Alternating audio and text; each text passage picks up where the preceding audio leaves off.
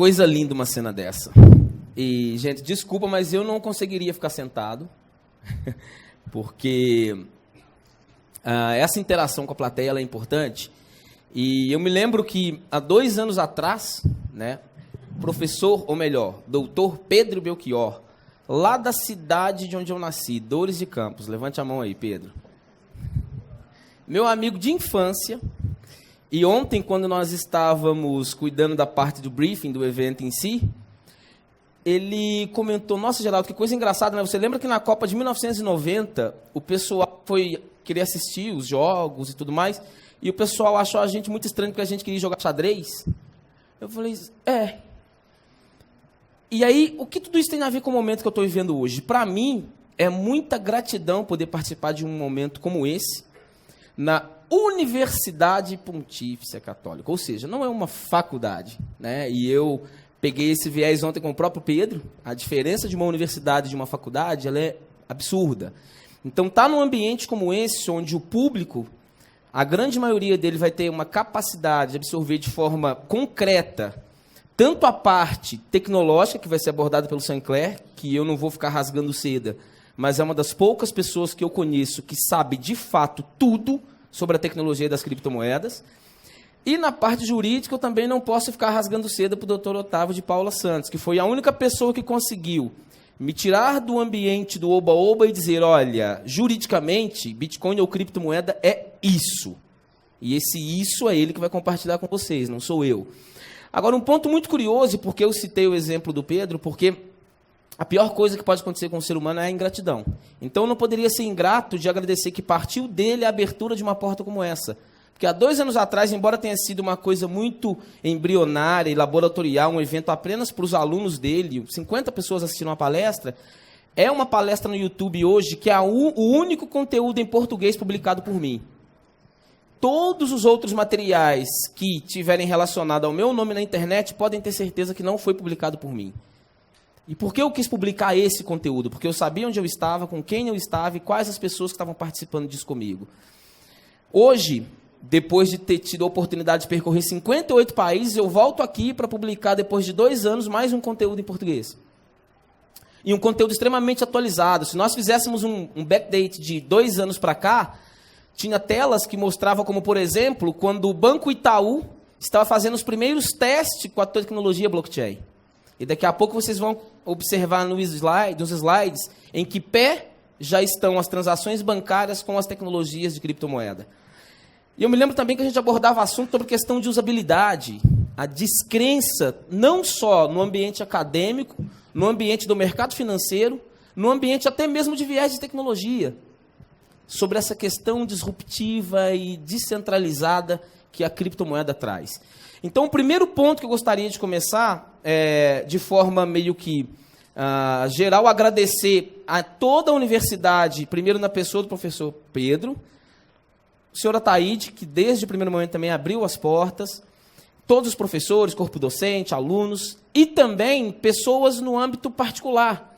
Como uma palestra como essa, tendo junto comigo o Dr. Otávio de Paula e também o Saint-Clair, ela traz muito mais respaldo. Muito mais respaldo. Então, não vai ficar uma palestra com contexto apenas da parte da usabilidade das criptomoedas, mas da parte técnica e da parte tecnológica e também da parte jurídica. Isso vai ser muito importante, porque eu sei que aqui tem um público que vai conseguir captar um debate que vai abastecer o entendimento de todos. Quem é praticamente leigo, nunca ouviu falar, vai conseguir aprender um pouco mais. Mas pessoas que já estão num nível high profile, que já consegue entender, que já usa Bitcoin, vai ser descortinado para você quais são os próximos passos desse movimento Bitcoin mundo afora, trazendo tudo para o ambiente do Piniquim, trazendo tudo para o nosso Brasil varonil. Então o tema foi muito bem sugerido. Num primeiro momento nós pensávamos em colocar o impacto das criptomoedas no mercado financeiro e na vida das pessoas como um todo. E a gente achou que não estava polêmico bastante.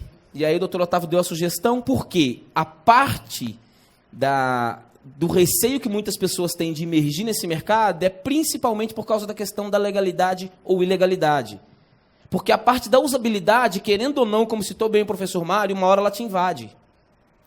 Quando você menos percebe, a sua avó está no Facebook te adicionando. É assim ou não é? Aí a galera sai e vai para o Instagram porque fala, por quê? O quê? Minha mãe me adicionou, fazer o quê no Facebook? Então, é bem assim. Então a inovação, uma hora ela chega, não tem como você resistir a ela. Agora, o tema em si, ele começa de forma bem pragmática, com aquela máscara ali. E é o primeiro tema que eu gostaria de abordar. Que é uma coisa que as pessoas criam uma áurea, uma fantasia de algo que não é tão importante. Uma pergunta que não tem resposta para o mundo até hoje.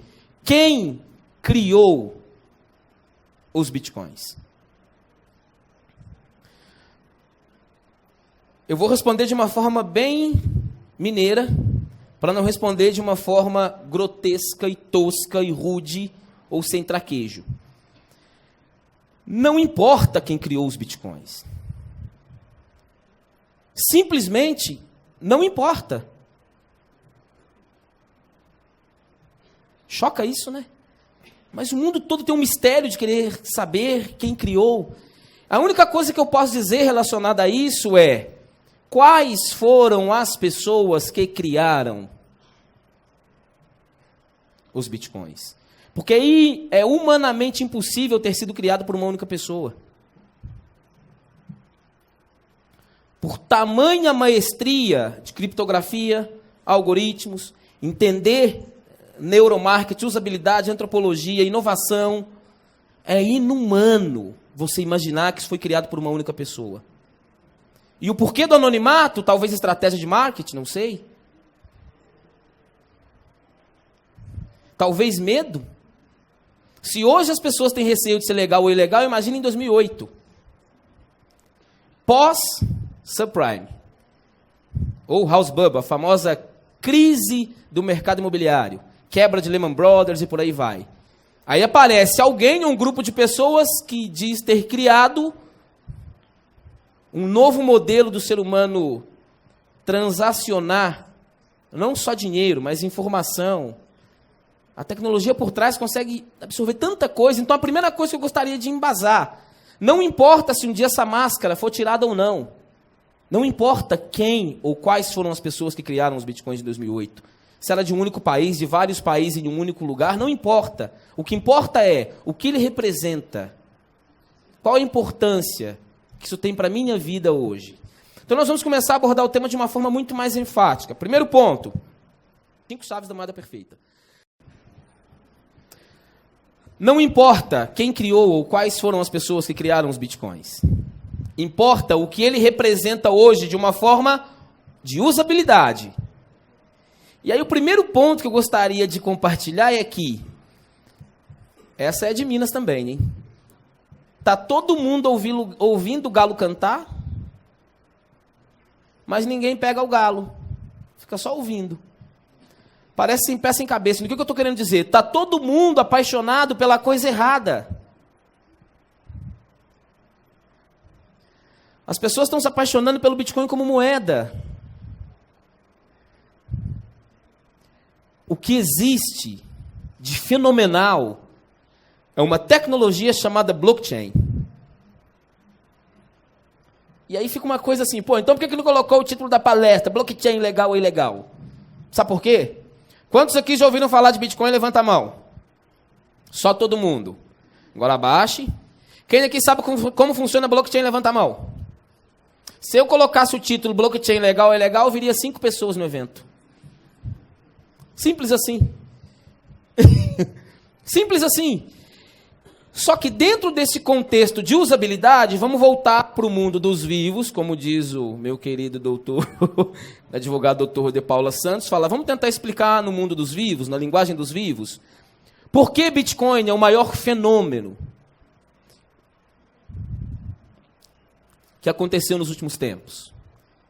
Porque ele não nasceu para ser, mas se tornou, olha o que eu vou dizer, a única unidade de valor que compõe as 5 chaves da moeda perfeita.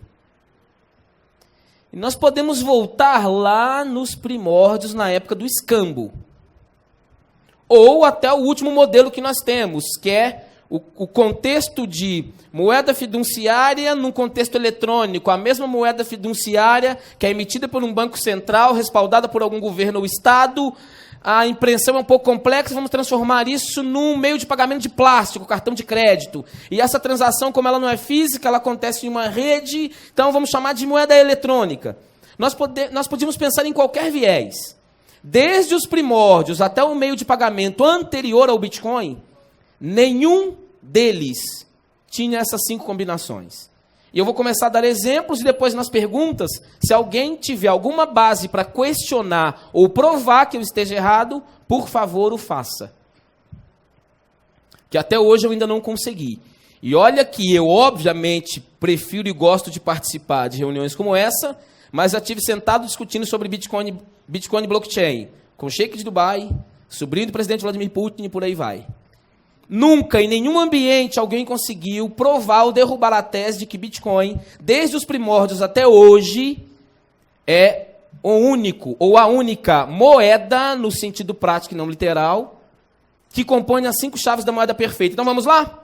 Tudo que é meio de pagamento que você imaginar, ele parte de um primeiro princípio de só tem valor o que é raro. Tanto é que nas Olimpíadas, por que o terceiro colocado recebe a medalha de bronze? O segundo a de prata e o primeiro a de ouro. Princípio de raridade, para gerar valor intrínseco. Bronze existe, tem valor, mas a prata é mais raro do que o bronze e tem mais valor. Então o terceiro lugar fica com a medalha de prata, o segundo lugar fica com a medalha de ouro. Fica com a de prata. O primeiro lugar fica com a medalha de ouro. É mais raro e tem mais valor do que a medalha de prata e, consequentemente, do que a de bronze. Então, o princípio de raridade gera o conceito de valor. Quanto mais raro, mais valor tem. Exemplo, diamante é baseado o seu valor em quê? Raridade. Quanto mais raro for o diamante, mais valor ele tem. Estou certo ou não? Sim. Eu poderia dar vários exemplos do conceito de raridade. Segundo conceito, para ser moeda, não adianta só ser raro.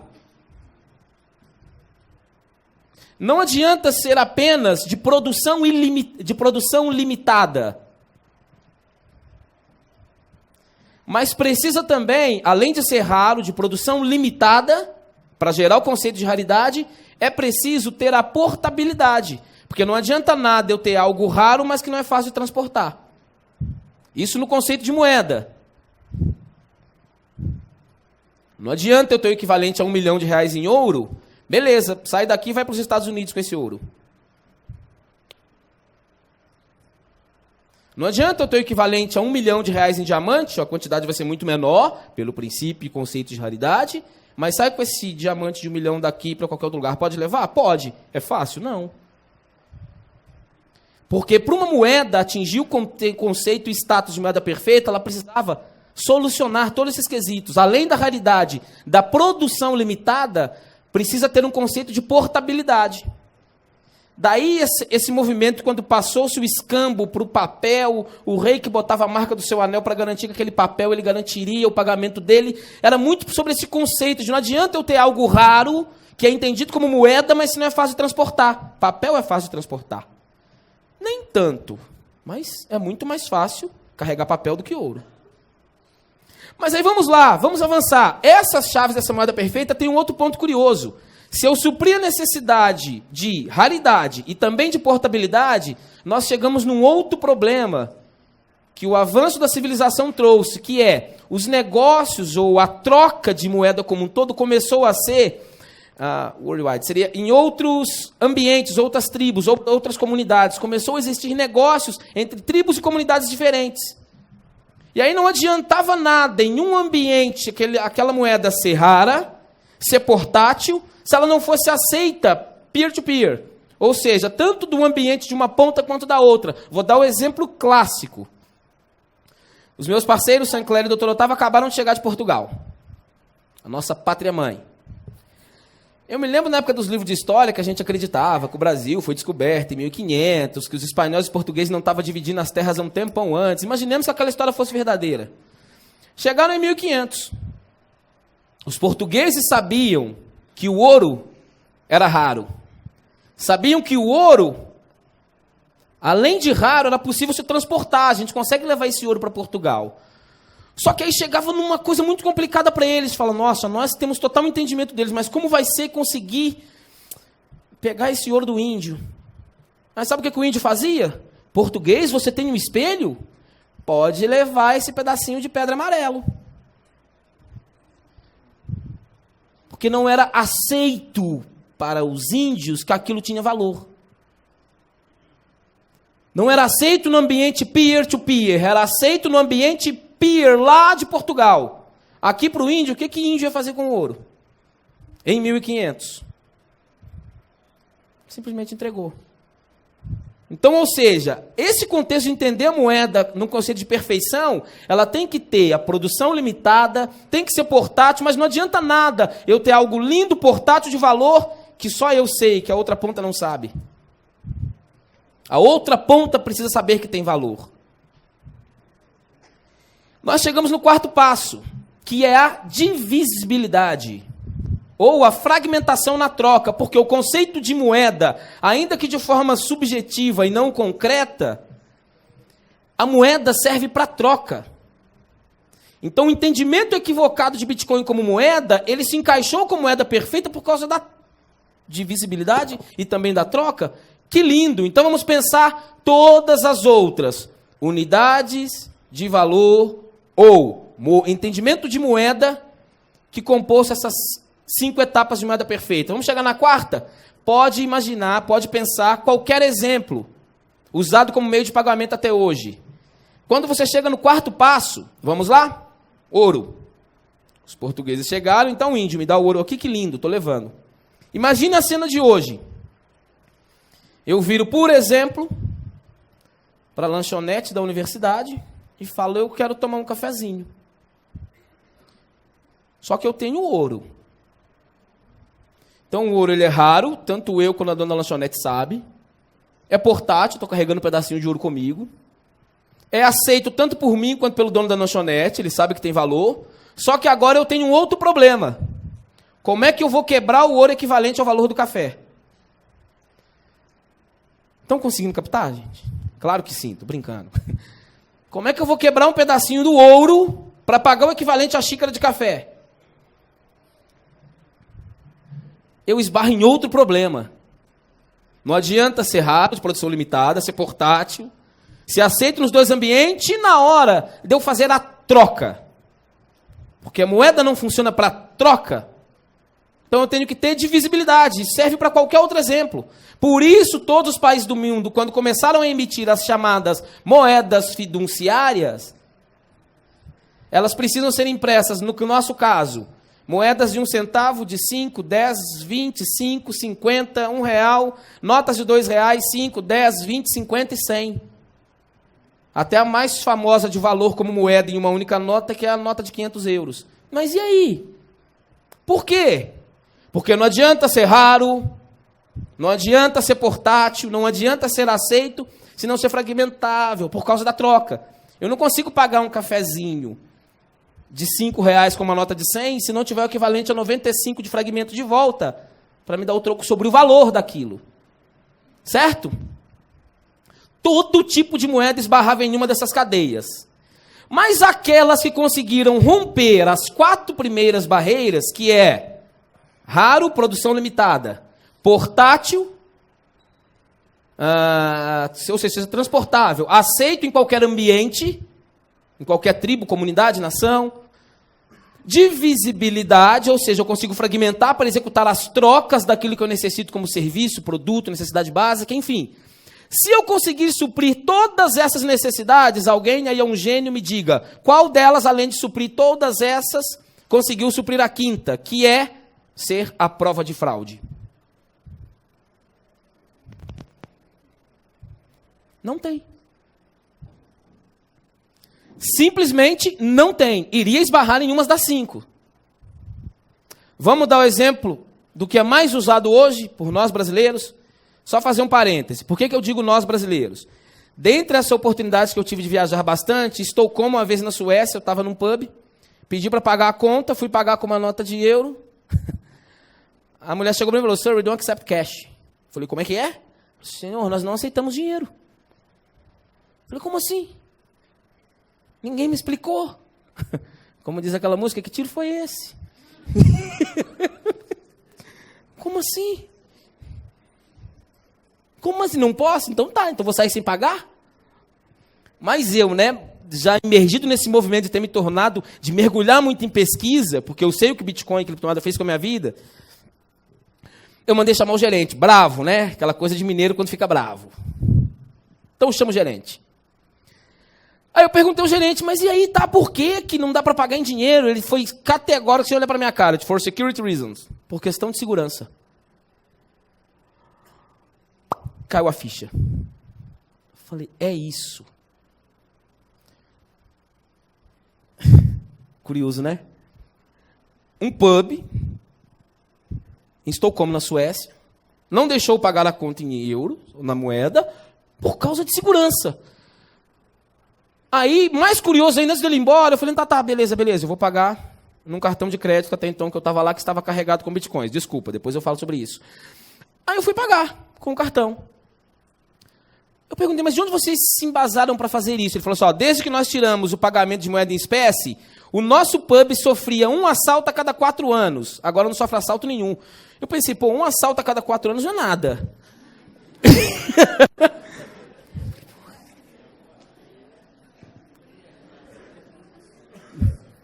Aí eu falei em português para ele de novo, para ele não entender. Eu falei, que tiro foi esse? Como assim? Para descontrair, para vocês entenderem a grandeza do que eu estou dizendo. Precisa ser a prova de fraude. Vamos dar um exemplo? O que é mais usado hoje? Cartão de débito, crédito ou dinheiro em espécie? Todos os 3. Podem suprir a necessidade de suprimento limitado. Pode suprir a questão da portabilidade, se aceita em qualquer ambiente como o dólar. Pode ser divisível, mas nenhum deles é a prova de fraude. Aí caiu a ficha. Porque eu mergulhado nas pesquisas, eu falava, gente, o que faz o Bitcoin ser o que é? Bitcoin supre, literalmente, as 5 chaves de uma moeda buscada pela humanidade como moeda perfeita, embora não tenha nascido como moeda. Simples assim. Bitcoin é raro e de produção limitada. Somente 21 milhões de códigos disponíveis pelo open source do Bitcoin, que depois o Sinclair, né? Estou aqui copiando o que ele me ensina, tá, gente? Só para ter certeza que a informação está certa. Portabilidade. Bitcoin é mais transportável do que qualquer outra unidade de valor ou moeda que alguém pode transportar. Dentro de um Bitcoin, você consegue pagar uma conta que custe menos que 1 centavo de real. De tão fragmentável que o Bitcoin é. Bitcoin é aceito em qualquer ambiente? Não no mundo dos vivos. Mas em um outro país, que é simplesmente o maior país do mundo, chamado internet. O maior país do mundo não é China. Essa também é minha, tá? Já vi um monte de gente copiar essa na internet. Não adianta, é minha. O maior país do mundo hoje se chama internet. Na internet, não existe o que você não consiga comprar com Bitcoin. Simples assim. Então ele é aceito em qualquer ambiente onde ele foi criado, que é o ambiente digital, o ambiente worldwide, da internet. Só que, além dele ser raro, portátil, aceito, ele é divisível, só que aí entra o X da questão. Vamos dar um exemplo? Cartão de crédito. Quem já teve cartão clonado aqui, levanta a mão. Só quase todo mundo. Nem precisa. Quem já passou pela cena, que não é nem um pouco constrangedora. Imagina, eu lá de Dores de Campos, né, uma cidade linda, que eu amo, a paixão da minha vida, um paraíso escondido no interior de Minas. Quando eu chego em alguns lugares lá para pagar alguma coisa com uma nota de R$100, a cena é linda. O caixa vira para mim na minha frente, aquela fila. Normalmente, doutor, nessa hora a gente está sempre com a gata do lado. Aí ele pega uma luz e fica assim na minha cara, ó.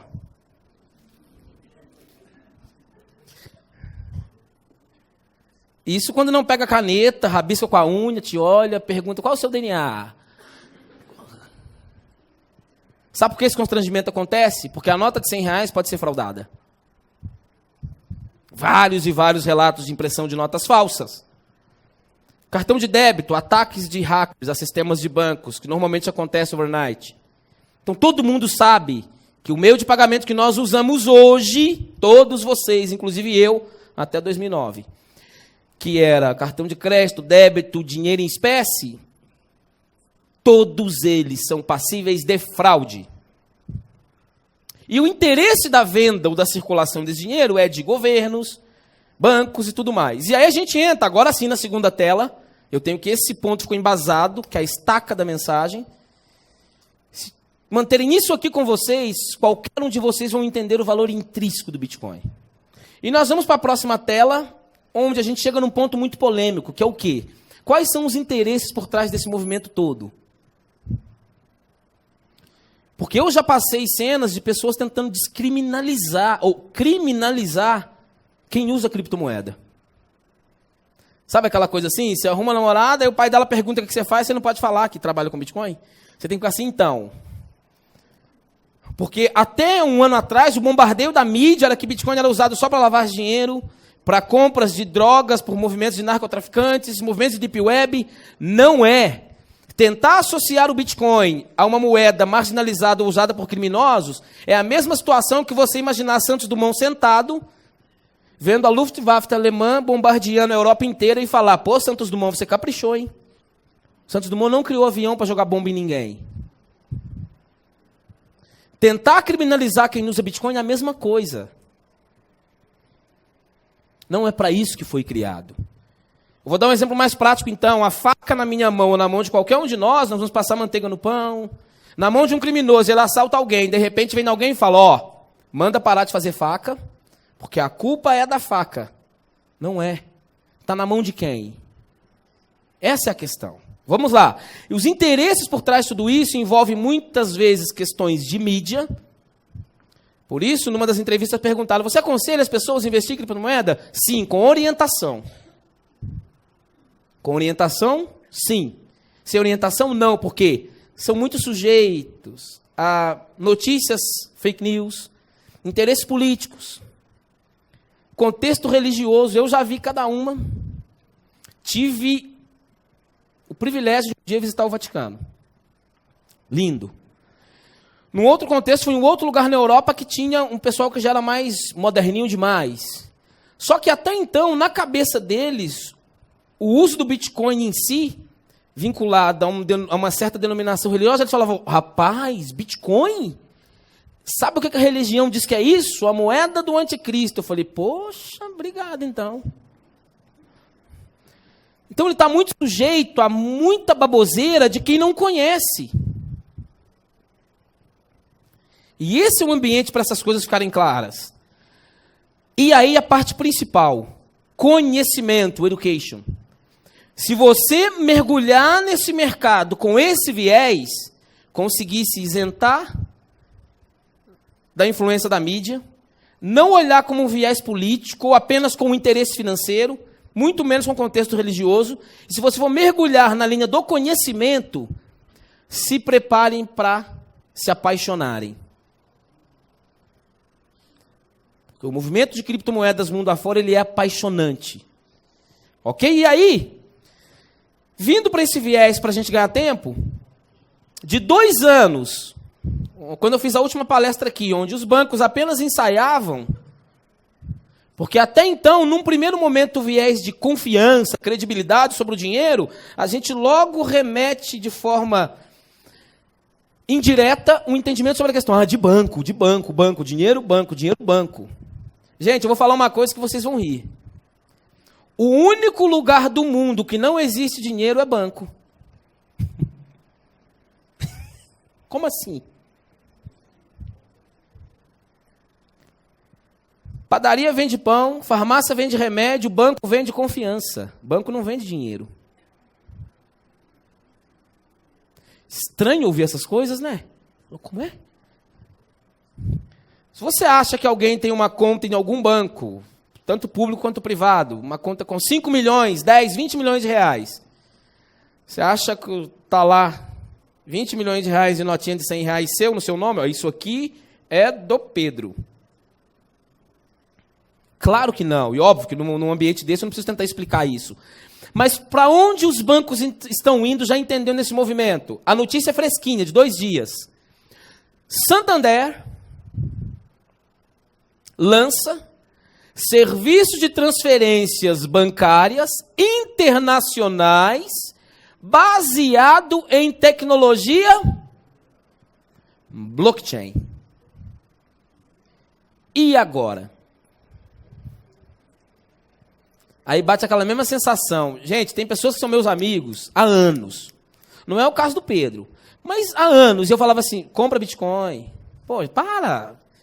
Compra Bitcoin. Pô, para. Gastar $3 com isso, $10, 50, $100 com isso. Compra... Então tá. Parei de falar. Não precisa nem falar o final da história, né? Estou falando de coisa de 2011, 10, 12, 13... O evento na PUC, em 2016, eu fiz um forecast, uma previsão. O Bitcoin estava cerca de $600, eu falei, vai terminar o ano valendo no mínimo 800. Eu me lembro que tinha uma pessoa do fundo que falou, esse moleque é doido? Hoje, óbvio, eu não vou me arriscar aqui a fazer um forecast, porque é outro cenário. Mas o que eu estou querendo dizer, se alguém ainda tem algum receio, dúvida ou medo, ou não tem certeza de que tudo que eu estou falando está embasado, de que a força do Bitcoin está pelo que está por trás, que é a tecnologia blockchain. Santander, todo mundo conhece, lança serviço de transferências bancárias internacionais baseado na tecnologia blockchain. Ponto, simples assim. E aí, eu preciso ter alguém aqui monitorando meu tempo, acho que cerca de 10 minutos que falta, porque a ideia é isso aqui ser uma aula só de 50 minutinhos. Até para ter gostinho de quero mais, né? Porque já tem um certo pedido de um ou outro, um possível próximo evento no Teatro Maior. A gente vai aumentando, de passo em passo. Mas aí, nesses 15 minutos finais, eu quero abordar o seguinte tema. Depois de toda essa luta, desde 2008, quando foi publicado o open source, de um nickname, de um grupo de pessoas, de uma pessoa, Satoshi Nakamoto, hoje passaram-se alguns anos. E também notícia fresquinha do UOL. Criador do Bitcoin está entre as 50 pessoas mais ricas do mundo. E agora? Não sou eu que estou dizendo. Vai brigar com o UOL. Como que ele se tornou uma das 50 pessoas mais ricas do mundo? Bitcoin não é dinheiro. E aí a beleza da coisa que eu preciso que vocês entendam. A simples diferença entre valor e lucro. Sei que tem bastante alunos aqui do curso de administração. É muito melhor administrar uma empresa de valor do que uma empresa que dá lucro. Aí você fala, esse menino é louco mesmo. Poxa, eu vou sair daqui com sangue nos olhos para montar uma empresa que me dê muito lucro. Ele fala que eu não devo criar uma empresa que dê lucro? E sim uma empresa de valor. Vou dar alguns exemplos. Quem aqui gostaria de ser o administrador do YouTube? Só todo mundo. Ou o administrador do Uber? Essa é para chocar. Uber não é uma empresa que dá lucro. Falo, como é que é? Todo mundo vai sair daqui, pegou o aplicativo, usar tantos por cento do dono, como é que você fala que o Uber não dá lucro? Não. Uber é uma empresa que gera valor. Uber não dá lucro, mas todo projeto, desde o nascimento e tudo, o dono gastou alguns milhares, milhões. Bacana, né? Mas qual é o valor do Uber? Perceberam a diferença de uma empresa que dá lucro e uma empresa de valor? Simples exemplo. Um outro contexto de valor. O valor, qual é a reserva de valor que você tem? E agora para chocar. Nós somos a última geração onde o entendimento de reserva de valor é a conta bancária, imóvel, terra. Nós somos a última geração desse movimento. A última. O valor da chamada geração milênio, que está chegando aí, borbulhando, e que estão começando a ter seus primeiros filhos, valor para eles é outra coisa. Valor para eles é outra coisa. E é importante a gente entender isso. Bitcoin não é algo lucrativo. Fala, meu Deus do céu, o que eu estou fazendo aqui? Se ele que está lá em cima comprou Bitcoin a $3 e agora Bitcoin vale 30 mil, é muito lucrativo, ele diz que Bitcoin não é algo lucrativo. Não, Bitcoin é algo que gera valor. Valor. Vou dar um exemplo simples, depois se quiserem cortar e editar, pode, tá? É só um merchan próprio de exemplo. Eu tenho um sócio em Minas que nós estamos construindo imóveis. E como eu já entendo que a próxima geração, o conceito de valor é outro, nós vendemos os nossos apartamentos apenas com pagamento com aquilo que gere valor. Ou seja, eu prefiro receber a compra dos imóveis em bitcoins ou criptomoedas do que em reais. Você fala, esse menino é louco. Não, porque eu já entendi o conceito de valor. Troca. Qual valor vai ter os bitcoins que eu tenho no ato de troca? Então isso é valor. Lucro é uma coisa diferente. Eu não estou criminalizando ou dizendo que ninguém tem que ter lucro. Lógico que tem que ter. Todos os negócios precisam ter e gerar lucro. Mas se o seu viés for esse, pode ter certeza que você vai estar num mundo que não te pertence mais. Porque os que estão formando aqui nos cursos de administração, direito, economia, advogados, vai chegar um monte de clientes e falou, pelo amor de Deus, me indica um contador, um bom advogado para fazer minha declaração. Tá? Beleza, o que você tem? 10 bitcoins. Como é que é? Eu já tenho um e bom. Mas, Bitcoin. Peraí, você vai fazer declaração de imposto de renda, tem que declarar os dinheiros da sua conta. Aos administradores, se você criar uma empresa que for atender a geração milênio, uma empresa de valor, você está fadado ao sucesso. Se você for administrar uma empresa que não entender o quão forte é essa mudança mundo como um todo, tanto é que o exemplo partiu dos próprios bancos. Não existe empresas maiores e mais lucrativas no Brasil do que os bancos. Se os bancos já foram para lá, por que a sua empresa não vai? Será que o banco está errado? Só para que isso fique muito claro. E aí eu encerro. Só me corrijam aí, deu 50 minutos certinho? Não extrapolei o tempo. Disciplina britânica. Disciplina de mineirinho, arretado. E aí, obviamente, eu não posso encerrar a minha parte, a minha fala. E óbvio, na abordagem, nas perguntas que serão feitas, a gente vai discutir muito isso. Mas terminando da forma que eu comecei, com agradecimento. Porque num primeiro momento eu fiz muito agradecimento pela pessoa do Pedro em si. Inclusive, eu nem posso falar que a gente está pensando em escrever um livro sobre esse vínculo da criptografia, matemática com a criptomoeda. Eu não posso fazer esse tipo de merchan. Mas o conceito é o agradecimento em si como um todo, mas na parte de agradecer todas as pessoas que estão em volta disso. Então, não quero esquecer o nome de ninguém, mas assim, de antemão, de cara, eu já lembro de todo mundo. Eu tenho pessoas que já trabalham comigo com criptomoedas que vieram da Europa, a Maia, que veio lá da Itália. Tenho aqui minha assessora de imprensa, Letícia, essa moça genial aqui, junto com o parceiro dela, Gustavo. Pedro Alexandre de São Paulo. Sei que tem algumas pessoas aqui que é lá de Dores de Campos, da minha terra também. Vieram pessoas de Juiz de Fora, com a Carla Bastos, do Grupo Vantagem JF, o reitor, todo o corpo docente, Paulo Navarro da Band, TV PUC, enfim. Não existe outra palavra nesse momento a não ser muito obrigado. Muito obrigado mesmo por um momento como esse.